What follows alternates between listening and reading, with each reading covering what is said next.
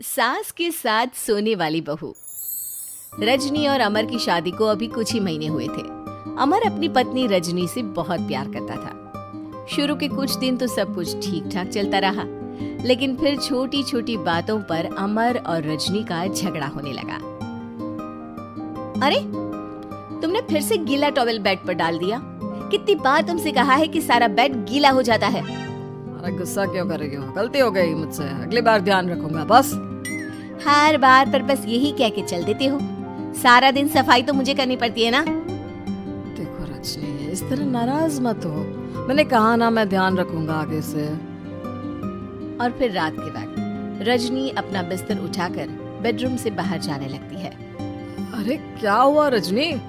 सुबह वाली बात पर अभी तक नाराज हो क्या? नहीं, ऐसी कोई बात नहीं है। तो फिर तुम अपना बिस्तर लेकर कहाँ जा रही हो?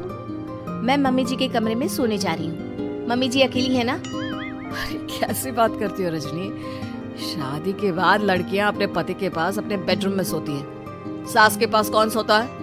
मैंने कहा ना, मेरा मन कर रहा है इसलिए मैं मम्मी जी के पास सोने जा रही हूँ। अरे रजनी, मेरी बात तो सुनो यार। मेरा भी तो मन करता है ना तुमसे प्यार करने का, तुम्हारे साथ रहने का। ऑफिस से थका हारा आया हूँ और तुम मम्मी जी के पास सोने जा रही हो। देखो, मुझे आज अपनी सास के पास सोने का मन है और मैं जा रही हूँ। इतना कहकर रजनी अपनी सास के साथ सोने के लिए उनके कमरे में चली जाती है। रजनी बेटा, तुम यहाँ? मम्मी जी, क्या मैं आपके पास सो सकती हूँ? हाँ हाँ बेटा, क्यों नहीं, क्यों नहीं, बिल्कुल सो सकती हो। लेकिन सब ठीक तो है ना? अमर के साथ झगड़ा हुआ है क्या? नहीं नहीं मम्मी जी, मैं रोज रोज इनके साथ उस कमरे में सोकर बोर हो चुकी हूँ। थोड़ा सा चेंज हो जाएगा इसलिए आपके पास सो जाती हूँ। आपको कोई एतराज हो तो बता दीजिए। अरे नहीं नहीं बेटा, ऐसी कोई बात नहीं, सो जाओ। और फिर अगले दिन। अमर बेटा, तुम्हारा रजनी के साथ कोई झगड़ा हुआ है क्या? नहीं तो मम्मी, ऐसे तो कोई बात नहीं है। क्यों, क्या हुआ? अरे वो कल रात मेरे कमरे में सोने आ गई थी तो मुझे लगा सब ठीक तो है ना बेटा? नहीं मम्मी जी, वो ऐसी बस उसका मन किया होगा। कह रही थी कि मम्मी अकेली है इसलिए आपकी चिंता हो रही थी। पर अगली रात को फिर से रजनी अपना बिस्तर उठाकर सास के कमरे में पहुंच जाती है। रजनी बेटा, आज फिर से मेरे पास सोने आ गई। मम्मी जी, आपको मेरा अपने पास आना अच्छा नहीं लगता? अगर ऐसी बात है तो मैं बाहर ड्राइंग रूम में चली जाती हूँ। अरे नहीं नहीं बेटा, ऐसा कुछ नहीं है। पर अमर अपने कमरे में अकेला होगा ना? अरे तो वो कौन से 6 महीने के छोटे दूध पीते बच्चे हैं, उनको डर थोड़ी ना लगता है। इतने बड़े हो गए हैं, 1-2 दिन अकेले सो लेंगे तो कुछ बिगड़ नहीं जाएगा। और इस तरह फिर तो ये रोज की बात हो गई। रजनी रोज अपना बिस्तर उठाती, अपनी सास के पास आकर सो जाती। सास उससे कुछ इसलिए नहीं कहती है क्योंकि उसे लगता है कि बहू बुरा मान जाएगी। एक दिन सुबह सुबह, माँ मेरे लिए चाय बना दो, ऑफिस जाने का टाइम हो रहा है। अरे बेटा, तो रजनी से क्यों नहीं कह देते? मुझे उससे बात करने का बिल्कुल भी मन नहीं है। अरे आखिर क्या बात है बेटा, तुम इतने उदास क्यों लग रहे हो? देखो ना माँ, आजकल रजनी का बिहेवियर मुझे कुछ समझ में नहीं आ रहा। रोज रात को आपके पास आकर सो जाती है। अगर उसे मेरी परवाह नहीं तो मुझे भी कोई फर्क नहीं पड़ता। अमर गुस्से में ही घर से ऑफिस चला जाता है। ये देखकर सास बहुत दुखी हो जाती है। और फिर अगले दिन, मम्मी जी, मैं आ गई आपके पास सोने। हाँ बहू, सो जाओ। पर वो क्या है ना, आज मेरा पुरानी फिल्में देखने का बड़ा मन कर रहा था। कोई बात नहीं, सो जाओ, मैं पिक्चर देखती रहूंगी। ठीक है मम्मी जी। रजनी की सास तेज आवाज में अपने कमरे में टीवी चलाकर रखती है। इसकी वजह से रजनी को नींद नहीं आती, लेकिन वो पूरी रात करवट बदल बदल कर सोने की कोशिश करती रहती है। सास को लगता है कि अब रजनी उसके कमरे में सोने नहीं आएगी, लेकिन अगली रात फिर रजनी उसके कमरे में सोने के लिए पहुंच जाती है। मम्मी जी, मैं आ गई। अरे बेटा, मुझे लगा कि कल तुम ठीक से सो नहीं पाई थी। जाओ अपने कमरे में आराम से सो जाओ ना बेटा। अरे नहीं मम्मी जी, कोई प्रॉब्लम नहीं है। इतना कहकर रजनी फिर से अपनी सास के कमरे में सो जाती है। आधे घंटे बाद, बेटा जरा मेरे पैरों पर तेल तो लगा दे। ठीक है मम्मी जी।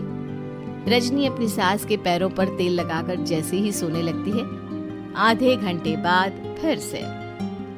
बहू, मेरे सर में बहुत दर्द हो रहा है, जरा मेरा सर तो दबा दे। ठीक है मम्मी जी, दबा देती हूँ।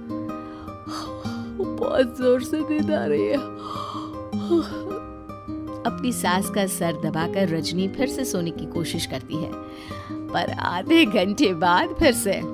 अरे बहू, बड़ी जोर से प्यास लगी है बेटा, जरा किचन से पानी तो लेकर आ। अरे मम्मी जी, जैसे ही नींद आने लगती है खुश भाग लेती है। रजनी चुपचाप जाकर किचन से पानी लेकर आती है। इस तरह रजनी की सास पूरी रात हर आधे आधे घंटे पर उसे किसी न किसी बहाने से जगाती रहती है। रजनी परेशान हो जाती है। सास को लगता है कि इस बार वो उसके कमरे में सोने के लिए बिल्कुल नहीं आएगी, लेकिन अगली रात फिर से रजनी वहां पहुंच जाती है। मम्मी जी, आज मैंने आपकी दवाई, पानी सब कुछ लाकर रख दिया है। अब आप प्लीज चुपचाप सो जाइएगा और मुझे भी सोने दीजिएगा। देखिए, 2 रातों से ना मैं सो ही नहीं पाई हूँ।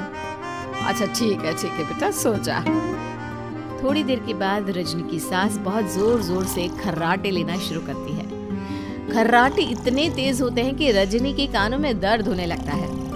हे भगवान, मम्मी जी को क्या हो गया है? क्या करूं, कहाँ जाऊं मैं? परेशान होकर रजनी वापस अपने कमरे में जाती है। रजनी, आज तो बहुत दिनों के बाद अपने बेडरूम में सोने आई हो। आ जाओ। वैसे भी तुम्हारे बिना मेरा मन नहीं लगता। क्या करती, तुम्हारी मम्मी के खर्राटों ने तो मेरी नींद उड़ा कर रखी है। अब मुझे यहीं पर सोना पड़ेगा। अगली सुबह। अरे रजनी बेटा, रात को कहाँ चली गई थी? मैं तुम्हें कितना ढूंढ रही थी, मैं तो डर ही गई थी। मेरी बहू न जाने कहाँ चली गई। कहाँ जाती मम्मी जी, अपने कमरे में गई थी। और आजकल ना आप मुझे जानबूझकर बहुत परेशान करती हैं। अगर मुझसे कोई गलती हो गई हो तो सीधे सीधे क्यों नहीं कह रही हैं? 3 रात हो गई है, मुझे ठीक से नींद भी नहीं आती। रजनी, ऐसे क्यों बात कर रही हो? मम्मी ने क्या कर दिया? आप अपनी मम्मी से क्यों नहीं पूछते? मैं बहू हूँ तो क्या इसका मतलब ये है कि दिन भर काम करो और रात में भी चैन से ना सो? रजनी बेटा, बड़ी नादान हो, इसीलिए तो जानबूझकर मैं ये सब कर रही थी ताकि तुम अपने पति के पास जाकर अपने बेडरूम में सो जाओ। शादी को सिर्फ 6 महीने हुए हैं और तुमने मेरे कमरे में आकर सोना शुरू कर दिया। यह तुम्हारी शादीशुदा जिंदगी के लिए अच्छी बात थोड़ी ना है बेटा। मम्मी, तो क्या आपने जानबूझकर ये सब किया था रजनी को समझाने के लिए?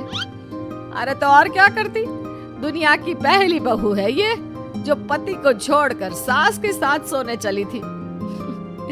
इसीलिए मुझे इसके लिए थोड़ा बुरा बनना पड़ा।